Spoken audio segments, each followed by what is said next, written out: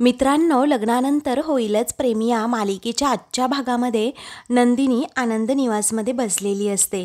तेवढ्यातच एक ताई तेथे येतात आणि नंदिनीला विचारतात, काय ग नंदिनी, तू अजूनही चहा प्यायली नाहीस का? मी तर दोनदा तुला चहा गरम करून दिला होता. आता तो पुन्हा थांबा, मी गरम करून आणते, असं म्हणून ती चहा घेऊन जाणारच असते. पण अचानकच थांबते आणि म्हणते, नाही, नको नको, कारण सारखा जर चहा गरम करून आणला ना तर मग त्याचं विष बनतं. तुला फ्रेशच चहा बनवून आणते हा. मग आता तेवढ्यातच दुसऱ्या ताई तेथे येतात. तेव्हा त्या ताई सांगतात, ऐका ना ताई, हा चहा ना टाकून द्या आणि दुसरा फ्रेश चहा बनवून आणा बरं. तेव्हा ठीक आहे असं म्हणून त्या दुसऱ्या ताई आपल्या कामाला जातात. पण नंदिनी मात्र जीवाचाच विचार करत असते. तिला जीवाशिवाय दुसरं काही सुचत नसतं, कारण 7 दिवसांमध्ये जीवाला आता त्या डिवोर्स पेपरवर तिने सही करायला सांगितलेली असते आणि जीवा ती सही करेल की नाही हाच प्रश्न तिच्या मनात असतो. मग आता ज्या ताई नंदिनीजवळ उभ्या असतात ना त्या म्हणतात, माझं ना एक काम होतं नंदिनी तुझ्याकडे. तेव्हा नंदिनी विचारते, हो बोला ना, काही काम होतं का तुमचं? मग त्या ताई म्हणतात, अगं मला ना एक विचारायचं आहे तुला. तेव्हा नंदिनी अगदी शांतपणे म्हणते, अहो विचारा की. मग आता ताई सांगू लागते, अगं या महिन्यात ना आमच्या लग्नाचा 10वा वाढदिवस आहे. त्यावेळी नंदिनी विचारते, अरे वा छान, तुम्हाला सुट्टी हवी आहे का मग? मग ताई म्हणतात, नाही मला सुट्टी नको आहे, मला फक्त एवढंच विचारायचं होतं, तू ते प्रेमाचं घड्याळ कुठून घेतलं होतं? तेव्हा नंदिनी विचारते, सॉरी, कोणतं घड्याळ? मग अजूनच काही मुली तेथे येतात आणि नंदिनीला म्हणतात की अहो ते प्रेमाचं घड्याळ तुम्ही आणि जीवाभाऊ नाही का ते जोडीने घालता, कारण ताईने आम्हाला सांगितलंय, असं म्हणून सगळेजणी नंदिनीवर हसतात. तेव्हा नंदिनी आता त्याच गोष्टीचा विचार करते की तिने खरंच लग्नाच्या 1 मंथ ॲनिव्हर्सरीसाठी जीवाला ते घड्याळ गिफ्ट केलं होतं. मी जेव्हा ते गिफ्ट दिलं तेव्हा जीवाने तर ते हातात घड्याळ घातलं, परंतु आता आमच्यावर डिवोर्स घेण्याची वेळ आली आहे, कारण जीवाचं दुसऱ्याच कुणातरी मुलीवर प्रेम आहे. मग आता जे कपल वॉचेस जीवाला तिने गिफ्ट दिलेलं असतं ते जीवाने फक्त सर्वांसमोर घेण्याचा दिखावा केलेला असतो, हेही नंदिनीला आता समजतं. त्यानंतर ती आता आपापल्याच विचारात असते आणि म्हणते, अशी वेळ दाखवणारी घड्याळं तर खूप असतात, परंतु एकमेकांना वेळ देणं खूप महत्त्वाचं असतं. तेव्हा ताई म्हणतात, ते तर खरंच आहे, परंतु तुला सांगू नंदिनी, अगं जीवाचं आणि तुझं घड्याळ जे कपल वॉच आहे ना ते खूप छान आहे. मग आता ती दुसरी मुलगी म्हणते की हो ना, खरंच खूप छान आहे, कारण एकाला आठवण आली की दुसऱ्याने ते बटन प्रेस करायचं, म्हणजे दुसऱ्याला आपोआप कळतं की आपल्या पार्टनरला आपली आठवण आली आहे, किती छान आहे ना हे, असं म्हणून सगळ्याजणी नंदिनीला आता चिडवत असतात. मग त्यानंतर त्या म्हणू लागतात की जीवाभाऊ तर सारखं घड्याळाचं बटन दाबत असतील, कारण एवढी सुंदर आणि गोड बायको मिळाल्यानंतर असं घड्याळाचं एकसारखं बटन दाबणारच ना, असं म्हणून त्या एकमेकींच्या हातावर टाळ्या देतात आणि सगळ्याजणी पुन्हा हसतात. आता नंदिनीची एवढी गंमत करून देखील तिच्या चेहऱ्यावर थोडीसुद्धा स्माईल नसते, कारण ती खूप उदास असते आणि विचारात असते, कारण आता फक्त 6 दिवसांमध्ये माझा संसार संपतो की काय असं तिला वाटत असतं, कारण तेवढ्याच दिवसांमध्ये आता तिने जीवाला डिवोर्स पेपरवर सही करायला सांगितलेली असते. त्यानंतर त्या ताई विचारतात, काय ग नंदिनी, तू आज घातलं नाहीस का घड्याळ? मग नंदिनी अजूनच उदास होते आणि आपल्या त्या रिकाम्या हाताकडे पाहू लागते. त्या आनंद निवासमध्ये काम करणाऱ्या मुली पुन्हा एकदा हसतात आणि पुन्हा नंदिनीला चिडवतात की जीवाभाऊंच्या सतत बटन दाबण्याने तुम्ही वैतागलात की काय, असं म्हणून पुन्हा सगळ्याजणी हसूनच एकमेकींच्या हातावर टाळ्या देतात. तर नंदिनीला आता त्यांना थांबवता सुद्धा येत नसतं. तेव्हा नंदिनी सांगते, नाही हो तसं नाही, पण ताई तुम्हाला एक खरं सांगू, अहो प्रेमाने दिलं ना तर गजरासुद्धा अगदी सोन्याचा होतो, पण प्रेमच नसेल तर महागडी घड्याळं सुद्धा चुकीचीच ठरतात. तेव्हा आता सगळ्याजणी एकदमच गप्प राहतात. ताई विचारतात, काय ग नंदिनी, तुझं आणि जीवाचं काही भांडण झालंय का? नाही, तसं झालं असेल तर बरंच आहे. मग नंदिनी आश्चर्याने विचारते, म्हणजे तुम्हाला नक्की काय म्हणायचंय?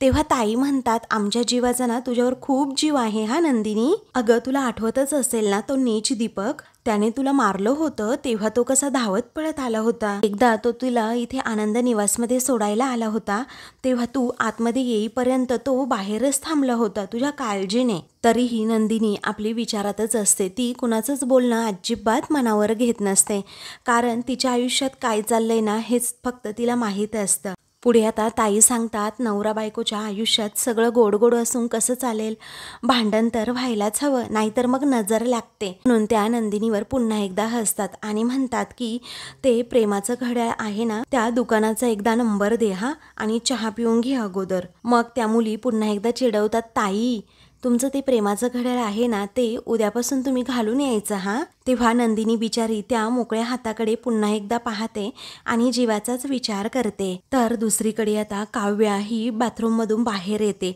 आणि समोरच असं अचानक वसुआत्याला बसलेलं पाहते आणि थोडी दचकतेच.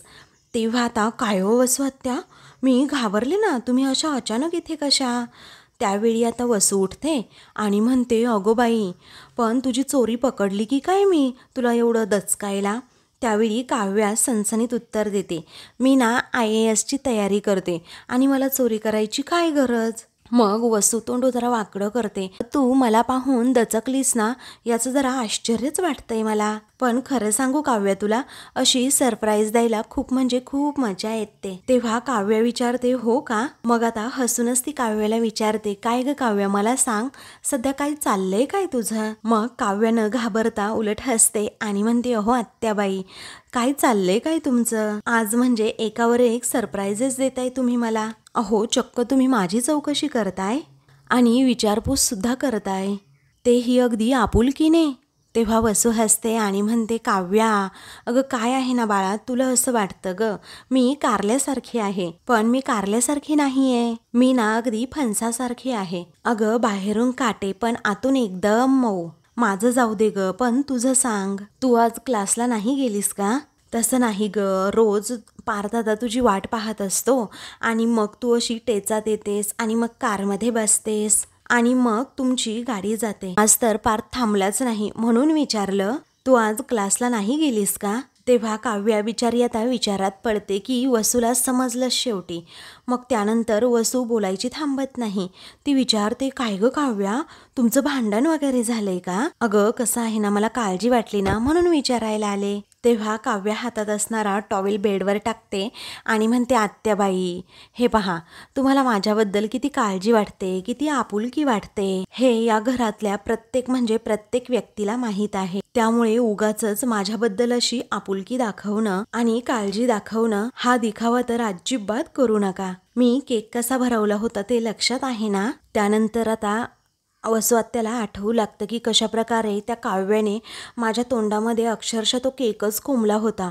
हे सगळे प्रसंग आठवल्यानंतर काव्या म्हणते, काय अहो आठवलं का? भरवू का पुन्हा केक तुम्हाला? तेव्हा वसू घाबरते आणि म्हणते, नको नको बाई, नको नको. काव्या म्हणते, 1 month ॲनिव्हर्सरी होती आमची, तेव्हा मी तुम्हाला काय सांगितलेलं होतं, हा नवरा बायकोतला प्रश्न आहे, आमचा आम्ही बघून घेऊ, तुम्ही अजिबात लोड घेऊ नका.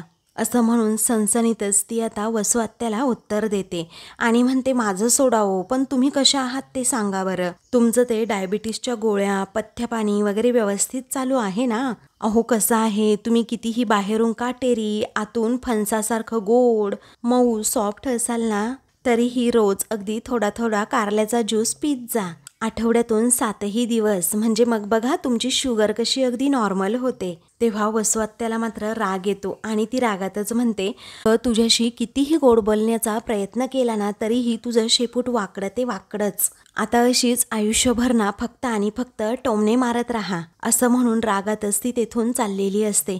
तेव्हा तिचा अचानकच धक्का त्या बेडला लागतो आणि बेडवर जे सर्व फाईल्स असतात त्या खाली पडतात. तर आता नेमके पार्थने जे डिवोर्स पेपर तिला दिलेले असतात ते पेपर्सच खाली पडतात. तेव्हा वसू पटकन ते हातात घेत काव्याला आता धक्काच बसतो की वसूने जर हे पेपर्स पाहिले तर खूप मोठा प्रॉब्लेम होईल. तेव्हा ती ते पेपर पाहणार तेवढ्यातच काव्य तिच्या हातातून ते पेपर्स ओढून घेते आणि मग कुठे तिच्या जीवात जीव येतो. तेव्हा वसू आता अगदी संशयित नजरेने विचारते, काय ग, काय आहे यात? आहे काय यात नक्की? तेव्हा काव्य म्हणते, काही नाही, पण दुसऱ्यांच्या वस्तूंना ना असा कधीही हात लावू नये. तेव्हा वसू विचारते, काय असं आहे का? मग एवढी घाबरलीस का ग तू? अगं नक्की काय आहे काय यात? तेव्हा काव्य सांगते, यामध्ये ना अभ्यासाचेच पेपर्स आहेत. अहो आत्याबाई, तुमचं सगळं काही झालं असेल तर अभ्यासाला बसू का मग मी? मग आता आत्या गुपचूपपणे तेथून जाऊ लागते.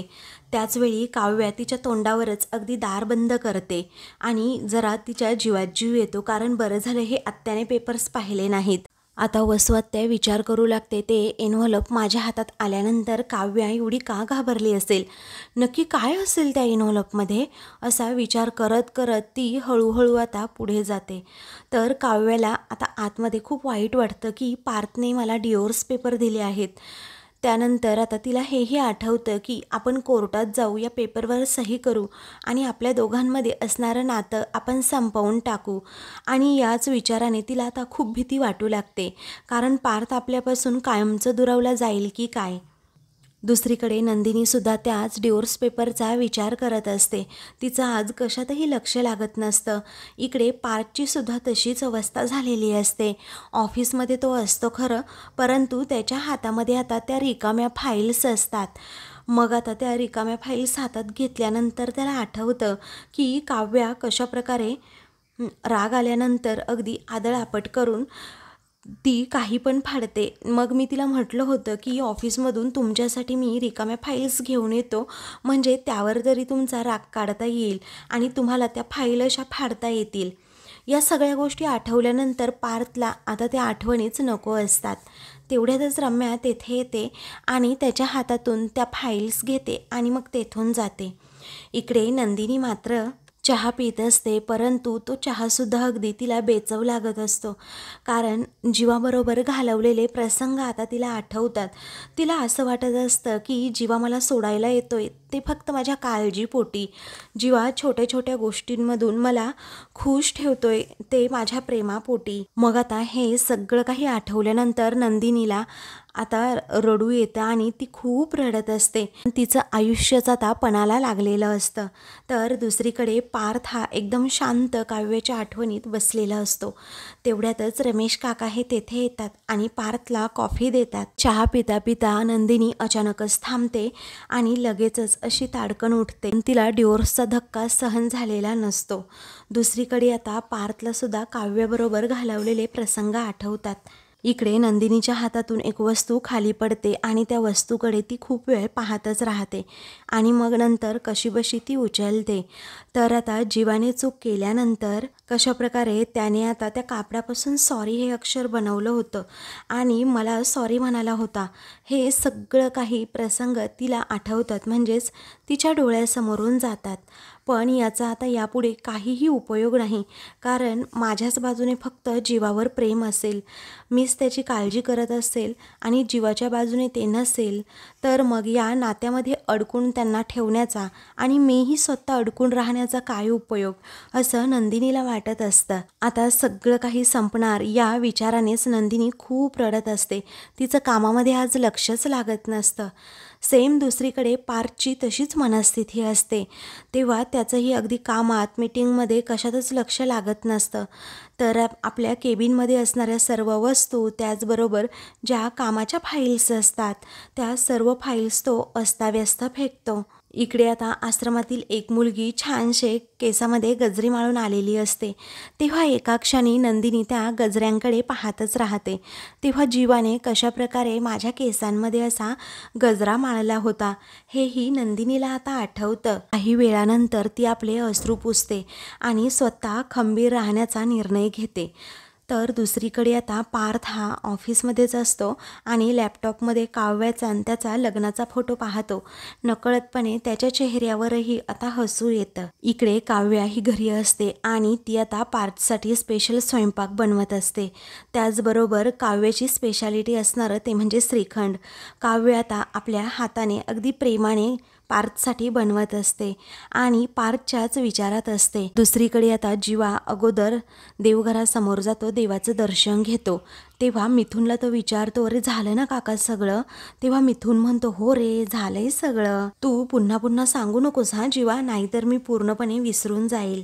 तेव्हा जीवा म्हणतो, चल चल चल चल, असं म्हणून तो त्याला दाराजवळ उभं राहायला सांगतो आणि घड्याळात एकदा पाहतो आणि म्हणतो, अरे बापरे, नंदिनी यायची तर वेळ झालीये, पण आली कशी नाही अजून? तेव्हा मिथून बाहेर डोकावतो आणि अगदी धावतच पुढे येतो. हसत म्हणतो की आली आली नंदिनी आली. तेव्हा ते दोघेही एकमेकांच्या हाताला पकडतात आणि अगदी डान्सच करू लागतात. त्यावेळी जीवा म्हणतो, अरे थांब थांब काका, मला का पकडतोय आणि माझ्याबरोबर का डान्स करतोय? तू जा की दाराजवळ जाऊन उभा राहा ना आता. मग जीवा धावतच त्या जिन्याजवळ जातो आणि दुसरी चिठ्ठी तो तेथे जिन्याजवळ ठेवतो आणि पहिली चिठ्ठी त्याने देवघराजवळ ठेवलेली असते. तसाच तेथे जिन्याजवळ चिठ्ठी तो ठेवून आपल्या रूममध्ये जायला निघतो. त्यानंतर आता तो तिसरी चिठ्ठी असते ना, ती दरवाजाजवळ ठेवतो आणि पटकन पडद्याच्या पाठीमागे लपून बसतो. नंदिनी कधी पण येईल अशी त्याला खूप भीती वाटू लागते. खरं तर नंदिनीसाठी त्याने सरप्राईज ठेवलेलं असतं. नंदिनीचा रुसवा काढण्याचा त्याने पूर्णपणे अगदी प्रयत्न केलेला असतो. इकडे मिथुन काका हे दरवाजातच उभे असल्यामुळे नंदिनी आल्याबरोबर त्यांना लगेचच समजतं. नंदिनी तेथे येते खरं. मिथुन म्हणतो, welcome welcome our home, welcome Nandini. मग आता नंदिनी हसते आणि म्हणते, काका अहो हे लग्नात असं स्वागताला उभं राहिल्यासारखं तुम्ही का राहताय? तेव्हा मिथुन हसतो आणि म्हणतो, अगं तुला योग्य दिशा दाखवण्यासाठी मी इथे उभा राहिलोय. तेव्हा ती आता विचारते, म्हणजे? मग आता तो म्हणतो, नाही नाही तसं नाही, अगं मला तू योग्य दिशा दाखवशील? अगं खूप दिवस झाले माझ्या डोक्यात ना प्रश्नच निर्माण झालेत. मग आता कुठला प्रश्न, असं नंदिनी विचारते.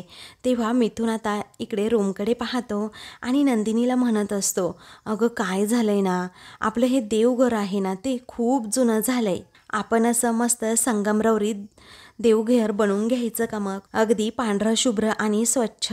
तेव्हा नंदिनी म्हणते, अहो काय मिथुन काका, अहो एवढं सुंदर आणि जुनं पिढीजात आपलं देवघर आहे. आणि आई तर काय म्हणाल्या, ही गणपतीची मूर्ती आहे ना ती तर त्यांनी अगदी माहेरहून आणली आहे आणि ही समईसुद्धा, असं म्हणून आता ती त्या समईकडे पाहते. पण तिला तिथे अचानक एक चिठ्ठी दिसते. तेव्हा त्या चिठ्ठीकडे ती खूप वेळ पाहतच राहते.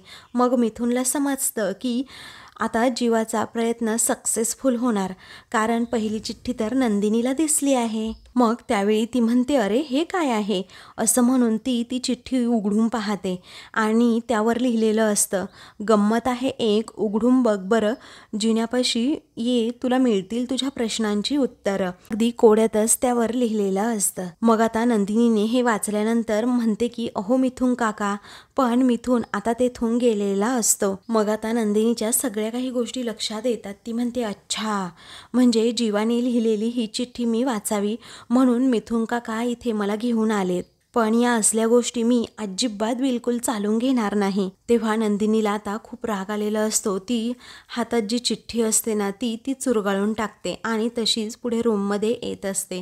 जिन्याजवळ सुद्धा चिठ्ठी असते, पण त्या चिठ्ठीकडे ती अगदी दुर्लक्षच करते. आणि त्यानंतर आपल्या रूममध्ये जाताना की दरवाजाजवळ पण त्याकडेही इग्नोर करत ती आता आतमध्ये येते आणि ड्रेसिंग टेबलजवळ पाहते तर खूप छान असे गजरे तेथे ठेवलेले असतात. तेव्हा ते गजरे ती आता हातात घेते. मग जीवा पडद्याच्या आडून पाहतो आणि नंदिनीकडे येतो. त्यावेळी आता जीवा हसतच पुढे येतो आणि म्हणतो, तुला आवडतात ना, म्हणून खास तुझ्यासाठी आणला आहे ग. आता त्या सिग्नलवाल्या मावशी नाही का, मागच्या वेळी तुला घेतला होता गजरा, त्याच मावशींकडून मी घेऊन आलोय. मागच्या वेळी मी 100 रुपयाला 5 गजरे घेतले होते, तेव्हा तू खूप खुश झाली होतीस ना. तेव्हा नंदिनीला ते सर्व प्रसंग आठवतात, परंतु तिच्या चेहऱ्यावर थोडीशी सुद्धा स्माईल येत नाही. तेव्हा नंदिनी आता रागातच म्हणते, हे पहा मी तुम्हाला, असं म्हणून आता ती अजून पुढे काही बोलणार तेवढ्यातच रम्या तेथे येते आणि म्हणते, जीवा, असं म्हणून ती चिठ्ठीच आतमध्ये घेऊन येते. म्हणते की, सॉरी हां, मी तुम्हाला डिस्टर्ब केला. अरे पण हे तुझंच अक्षर आहे ना जीवा. मग आता जीवा आणि नंदिनी हे दोघेही एकमेकांकडे पाहतच राहतात. ती रम्या सांगते, ही चिठ्ठी ना मला तिथे पायऱ्यांवर पडलेली दिसली खाली, असं म्हणून ती हसते आणि विचारते, काय रे, काय लिहिलं काय तू या चिठ्ठीमध्ये जीवा? त्या चिठ्ठीमध्ये जीवाने असं नंदिनीसाठी लिहिलेलं असतं की, तू पहिली चिठ्ठी वाचली असशीलच ना, आता पार कर हा दुसरा टप्पा. तुझी पावलं येऊ देत खोलीकडे, तिथे होतील सुगंधाशी गप्पा. मग आता असं म्हणून ती हसतच विचारते, काय रे, आता ही सुगंधा कोण आहे नक्की? आता तेवढ्यातच मानिनी तेथे येते आणि म्हणते की, चला चला जेवायला चला. मग आता तिच्या पायाजवळच ती चिठ्ठी असते आणि नेमकी ती पाहते तेव्हा आता मानिनी ती चिठ्ठी आता उचलते आणि उघडते. तेव्हा ती चिठ्ठी वाचत वाचतच ती पुढे येते आणि म्हणते, हे काय आता? हिरव्या पानामध्ये जगातील सर्वात सुगंधी गोष्टी दिसतील आणि केसात माळला की अबोला सुद्धा मिटेल. तेव्हा आता नंदिनीच्या हातात तो गजरा असतो. तर नंदिनीला आता खूप लाजल्यासारखं होत असतं, पण चेहऱ्यावरती तसा अजिबात दाखवत नाही, कारण जीवाचं सगळं सिक्रेट आता रम्या आणि मानिनीसमोर उघड झालेलं असतं. त्यानंतर जीवाच्या आता लक्षात येतं, अरे बापरे, म्हणजे नंदिनीने अजूनही एकही चिठ्ठी वाचली नाही. तेव्हा मानिनी हसते आणि विचारते, काय रे, घरामध्ये तुम्ही अशी चिठ्ठी खेळता का? आणि अरे वा, गजरे? मग रम्या सांगते, हो ना, बघ ना मामी, अगं किती गजरे आहेत ते. तू ना खरंच लकी आहेस बाई नंदिनी, आम्हाला इथे एक गजरा सुद्धा देत नाही कुणी. त्यावेळी मानिनी म्हणते, अगं रम्या, तू लग्न कर ना, मग तुझा नवरा देईल तुला गजरा. तेव्हा रम्या आता लगेचच मानिनीकडून ती चिठ्ठी घेते आणि ती पुन्हा वाचू लागते की केसात माळला की अबोला मिटेल. मग आता ती विचारते, काय रे जीवा, अबोला मिटेल असं का लिहिलंय तू यामध्ये? नाही म्हणजे तुमच्या दोघांमध्ये असं काही भांडण वगैरे झालंय का? असं खोदून खोदून रम्या विचारण्याचा प्रयत्न करते. तेव्हा जीवा म्हणतो, छे छे, आमच्यामध्ये तरी का होईल भांडण? मग नंदिनी सुद्धा बाजू सावरते आणि म्हणते, हो ना, पण तुम्ही एवढे गजरे कशासाठी आणलेत? अहो, एखादाच आणला असताना तरीही ठीक होतं, आता एवढे आणले आहेत तर वाया जातील. आई घ्या ना एक गजरा, असं म्हणून ती मानिनीला आता गजरा देत असते. तेव्हा मानिनी म्हणते, नको नको, तुझ्या नवऱ्याने तुझ्यासाठी आणलेत ना, मग राहू देत. तेव्हा नंदिनी आता हट्टानेच मानिनीच्या हातात एक गजरा टेकवते आणि रम्याला सुद्धा अगदी जबरदस्तीनेच ती गजरा देत असते. ते पाहून जीवाला खूप म्हणजे खूपच वाईट वाटतं, कारण त्याच्या सर्व मेहनतीवर आता पाणीच फिरलेलं असतं. मी आलेच हा आई, असं म्हणून नंदिनी आता तेथून जाते. मानिनी जीवाची गंमत करत विचारते, काय रे जीवा, या बाबतीत तू अगदी बाबांवर गेलास हा? अगदी तू तर रोमॅन्टिक आहेस. मग आता भूकभीक लागली की नाही, असं ती जीवाला विचारते. चल जेवायला, चल चल चल, असं म्हणून ती जीवाला घेऊन जाते. तर रम्याच्या मनात आता प्रश्नांचा गोंधळ निर्माण होतो. ती त्या गजऱ्याकडे त्या चिठ्ठीकडे पाहतच राहते. तर आता मित्रांनो, पुढील भागामध्ये काव्य म्हणते, पार्थ देशमुख, माझ्या हातचं श्रीखंड खावं लागलं ना तुम्हाला? कसं होतं सांगा ना प्लीज. मग पार्थ आता चिडूनच म्हणतो, आजच्या एवढं कडू श्रीखंड आजपर्यंत मी कधीही खाल्लं नव्हतं, असं म्हणून तो पटकन पाणी पितो. दुसरीकडे केसात माळलेला गजरा नंदिनी काढते आणि रडतच म्हणते, तुमच्या या बालिश गोष्टींनी मी खुश होईल का? कधीच नाही, प्लीज मला मोकळं करा, अशी हात जोडून ती विनंती करते. दुसरीकडे पार्थ आता काव्याला म्हणतो, 7 दिवसातला 1 दिवस संपला. तर दुसरीकडे नंदिनी म्हणते, फक्त 6 दिवस उरले आहेत, मला तुमच्याकडून डिवोर्स हवाय. अशाच मालिकेंची पुढील भाग पाहण्यासाठी चॅनलला सबस्क्राईब करा.